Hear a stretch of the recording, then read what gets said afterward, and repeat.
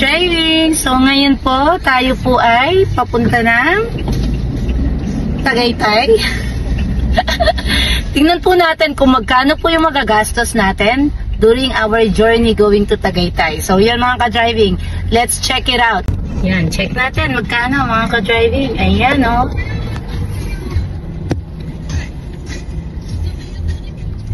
So nakita nyo po? Nakita nyo magkano? 129 po yung binayaran namin. Entrance pa lang po yan. So later po, let's check po kung magkano po yung babayaran natin. Stay tuned. Yan po ang babayaran namin.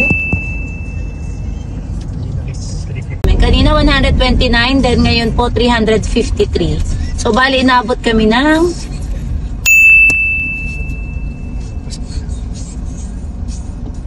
nasa Calax tayo. So sa toll gate po dito papuntang Tagaytay, binayaran natin isang 129, isang 359, isang 44 pesos rather.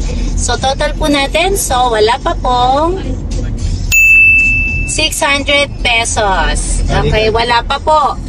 Pagbalikan po mamaya, opo, aabutin tayo ng kulang-kulang 1,200. So, yun po ang ipiprepare natin mga ka-driving.